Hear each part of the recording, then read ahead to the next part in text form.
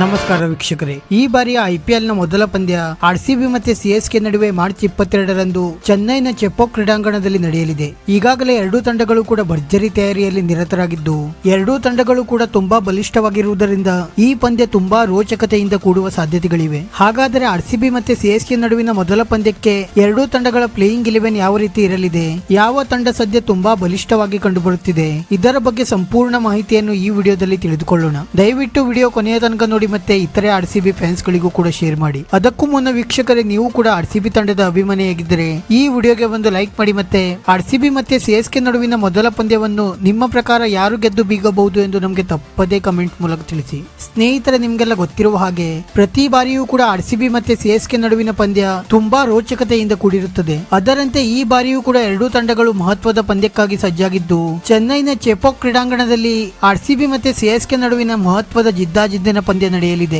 ಮತ್ತೆ ಈ ಮಹತ್ವದ ಪಂದ್ಯಕ್ಕೆ ಎರಡೂ ತಂಡಗಳ ಪ್ಲೇಯಿಂಗ್ 11 ಕಂಪ್ಯಾರಿಸನ್ ನೋಡುವುದಾದರೆ, ಆರ್ಸಿಬಿ ಪರ ಆರಂಭಿಕರಾಗಿ ಈ ಬಾರಿ ವಿರಾಟ್ ಕೊಹ್ಲಿ ಅವರ ಜೊತೆ ನಾಯಕ ಫಾಫ್ ಡು ಪ್ಲೆಸಿಸ್ ಅವರೇ ಕಣಕ್ಕಿಳಿಯಲಿದ್ದಾರೆ. ಕಳೆದ ಬಾರಿಯೂ ಕೂಡ ಈ ಇಬ್ಬರು ಕಣಕ್ಕಿಳಿದು ತುಂಬಾ ಒಳ್ಳೆಯ ಪ್ರದರ್ಶನ ನೀಡಿದ್ದರು. ಅದರಂತೆಯೇ ಈ ಬಾರಿಯೂ ಕೂಡ ವಿರಾಟ್ ಕೊಹ್ಲಿ ಅವರ ಜೊತೆ ನಾಯಕ ಡು ಪ್ಲೆಸಿಸ್ ಅವರೇ ಇನ್ನೊಮ್ಮೆ ಕಣಕ್ಕಿಳಿಯಲಿದ್ದಾರೆ. ನಂತರ ಸಿಎಸ್ಕೆ ಪರ ಆರಂಭಿಕರಾಗಿ ಋತುರಾಜ್ ಗಾಯಕ್ವಾಡ್ ಅವರ ಜೊತೆ ರಚಿನ್ ರವೀಂದ್ರ ಅವರು ಕಣಕ್ಕಿಳಿಯಲಿದ್ದಾರೆ. ಕಳೆದ ಬಾರಿ ಋತುರಾಜ್ ಗಾಯಕ್ವಾಡ್ ಅವರ ಜೊತೆ ಡೆವಾನ್ ಕೊನ್ವೆ ಅವರು ಕಣಕ್ಕಿಳಿದು ತುಂಬಾ ಒಳ್ಳೆಯ ಪ್ರದರ್ಶನ ನೀಡಿದ್ದರು. ಆದರೆ ಸದ್ಯ ಡೆವಾನ್ ಕೊನ್ವೆ ಅವರು ಇಂಜುರಿ ಸಮಸ್ಯೆಗೆ ಒಳಗಾಗಿರುವುದರಿಂದ ಅವರ ಬದಲಿಗೆ ಈ ಬಾರಿ ರಚಿನ್ ರವೀಂದ್ರ ಅವರು ಆರಂಭಿಕರಾಗಿ ಕಣಕ್ಕಿಳಿಯಲಿದ್ದಾರೆ. ರಚಿನ್ ರವೀಂದ್ರ ಅವರಿಗೂ ಕೂಡ ಇದು ಐಪಿಎಲ್ ನಲ್ಲಿ ಡೆಬ್ಯೂ ಪಂದ್ಯ ಆಗಿದ್ದು, ಇಲ್ಲಿ ಉತ್ತಮ ಪ್ರದರ್ಶನ ನೀಡಿದ್ದರೆ ಸರಣಿಯುದ್ದಕ್ಕೂ ಇವರಿಗೆ ಅವಕಾಶ ಸಿಗುವ ಸಾಧ್ಯತೆಗಳಿವೆ. ನಂತರ ಮಧ್ಯಮ ಕ್ರಮಾಂಕದಲ್ಲಿ ನೋಡುವುದಾದರೆ, ಮಧ್ಯಮ ಕ್ರಮಾಂಕದಲ್ಲಿ ಆರ್ಸಿಬಿ ಪರ 3ನೇ ಕ್ರಮಾಂಕದಲ್ಲಿ ರಜತ್ ಪಟಿದಾರ್, 4ನೇ ಕ್ರಮಾಂಕದಲ್ಲಿ ಗ್ಲೇನ್ ಮ್ಯಾಕ್ಸ್ವೆಲ್ ಮತ್ತೆ 5ನೇ ಕ್ರಮಾಂಕದಲ್ಲಿ ಕ್ಯಾಮರನ್ ಗ್ರೀನ್ ಅವರು ಕಣಕ್ಕಿಳಿಯಲಿದ್ದಾರೆ. ಮಧ್ಯಮ ಕ್ರಮಾಂಕದಲ್ಲಿ ಆರ್ಸಿಬಿ ಈ ಬಾರಿ ತುಂಬಾ ಬಲಿಷ್ಠವಾಗಿ ಕಂಡುಬರುತ್ತಿದೆ. ಕಳೆದ ಬಾರಿ ಮಧ್ಯಮ ಕ್ರಮಾಂಕದಲ್ಲಿ ಆರ್ಸಿಬಿ ತಂಡದಲ್ಲಿ ಸಾಕಷ್ಟು ಸಮಸ್ಯೆಗಳು ಕಂಡುಬರುತ್ತಿದ್ದವು.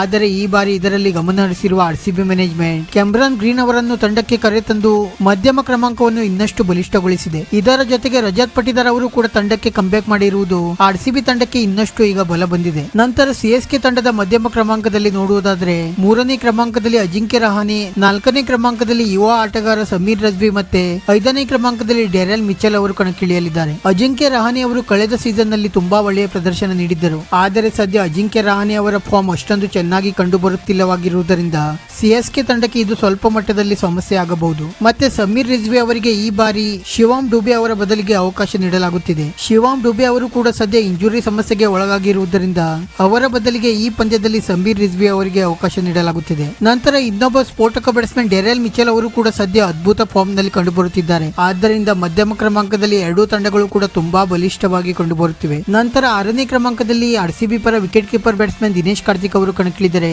7ನೇ ಕ್ರಮಾಂಕದಲ್ಲಿ ಮಹಿಪಾಲ್ ಲೋಮ್ರೋರ್ ಅಥವಾ ಮನೋಜ್ ಭಂಡಾಗಿ ಅವರಿಗೆ ಅವಕಾಶ ನೀಡುವ ಸಾಧ್ಯತೆಗಳಿವೆ. ನಂತರ 8ನೇ ಕ್ರಮಾಂಕದಲ್ಲಿ ಈ ಬಾರಿ ಎಸ್ಆರ್ಎಚ್ ತಂಡದಿಂದ ಟ್ರೇಡ್ ಆಗಿ ಬಂದಿದ್ದ ಮಯಾಂಕ್ ದಾಗರ್ ಅವರಿಗೆ ಅವಕಾಶ ನೀಡುವ ಸಾಧ್ಯತೆಗಳಿವೆ. ದಿನೇಶ್ ಕಾರ್ತಿಕ್ ಅವರು ಕಳೆದ ಸೀಸನ್ ನಲ್ಲಿ ಪೂರ್ತಿ ಪ್ರಮಾಣದಲ್ಲಿ ವಿಫಲರಾಗಿದ್ದರೂ ಕೂಡ ಸದ್ಯ ವಿಜಯ್ ಹಜಾರೆ ಟ್ರೋಫಿಯಲ್ಲಿ ತುಂಬಾ ಒಳ್ಳೆಯ ಪ್ರದರ್ಶನ ನೀಡಿದ್ದಾರೆ. ಇದರ ಜೊತೆಗೆ ಲೋಮ್ರೋರ್ ಮತ್ತೆ ಭಂಡಾಗಿ ಅವರಿಂದಲೂ ಕೂಡ ಆರ್ಸಿಬಿ ತಂಡ ಈ ಬಾರಿ ಸ್ವಲ್ಪ ಹೆಚ್ಚಿನ ಪ್ರಮಾಣದಲ್ಲಿ ಪ್ರದರ್ಶನವನ್ನು ನಿರೀಕ್ಷಿಸುತ್ತಿದೆ. ನಂತರ ಸಿಎಸ್ಕೆ ತಂಡದ ಕೆಳ ಕ್ರಮಾಂಕದಲ್ಲಿ ನೋಡುವುದಾದರೆ, ಸಿಎಸ್ಕೆ ತಂಡದ ಕೆಳ ಕ್ರಮಾಂಕ ತುಂಬಾ ಬಲಿಷ್ಠವಾಗಿ ಕಂಡುಬರುತ್ತಿದೆ. 6ನೇ ಕ್ರಮಾಂಕದಲ್ಲಿ ರವೀಂದ್ರ ಜಡೇಜಾ ಅವರು ಕಣಕ್ಕಿಳಿದರೆ, 7ನೇ ಕ್ರಮಾಂಕದಲ್ಲಿ ಮಹೇಂದ್ರ ಸಿಂಗ್ ಧೋನಿ ಮತ್ತೆ 8ನೇ ಕ್ರಮಾಂಕದಲ್ಲಿ ಶಾರ್ದೂಲ್ ಠಾಕೂರ್ ಅವರು ಕಣಕ್ಕಿಳಿಯಲಿದ್ದಾರೆ. ಕೆಳ ಕ್ರಮಾಂಕದಲ್ಲಿ ಫಿನಿಶರ್ ನೋಡುತ್ತಿದ್ದರೆ ಆರ್ಸಿಬಿಗಿಂತ ಸಿಎಸ್ಕೆ ತಂಡ ತುಂಬಾ ಬಲಿಷ್ಠವಾಗಿ ಕಂಡುಬರುತ್ತಿದೆ. ಆದರೆ ಮಹೇಂದ್ರ ಸಿಂಗ್ ಧೋನಿ ಅವರು ಸದ್ಯ ಯಾವುದೇ ಕ್ರಿಕೆಟ್ ಆಡುತ್ತಿಲ್ಲವಾಗಿರುವುದರಿಂದ ಇವರ ಪ್ರದರ್ಶನವೂ ಕೂಡ ಸಿಎಸ್ಕೆ ತಂಡಕ್ಕೆ ತುಂಬಾ ಇಂಪಾರ್ಟೆಂಟ್ ಆಗಲಿದೆ. ನಂತರ ಬೌಲಿಂಗ್ ವಿಭಾಗದಲ್ಲಿ ನೋಡುವುದಾದರೆ, 9ನೇ ಕ್ರಮಾಂಕದಲ್ಲಿ ಸ್ಪಿನ್ನರ್ ಆಗಿ ಆರ್ಸಿಬಿ ಕರಣ್ ಶರ್ಮಾ ಅವರಿಗೆ ಅವಕಾಶ ನೀಡಲಿದೆ. ನಂತರ 10ನೇ ಕ್ರಮಾಂಕದಲ್ಲಿ ಅಲ್ಜಾರಿ ಜೋಸೆಫ್ ಅಥವಾ ಎಡಗೈ ವೇಗದ ಬೌಲರ್ ರೀಸ್ ಟೋಪ್ಲಿ ಅವರಿಗೆ ಅವಕಾಶ ನೀಡುವ ಸಾಧ್ಯತೆಗಳಿವೆ. ಮತ್ತೆ ಆರ್ಸಿಬಿ ಬಳಿ ಬೇಕಾದರೆ ಇನ್ನೊಬ್ಬ ಬೌಲರ್ ಆಗಿರುವ ಲೋಕಿ ಫರ್ಗ್ಯೂಸನ್ ಅವರನ್ನು ಕೂಡ ಆರ್ಸಿಬಿ ಟ್ರೈ ಮಾಡಿ ನೋಡಬಹುದು.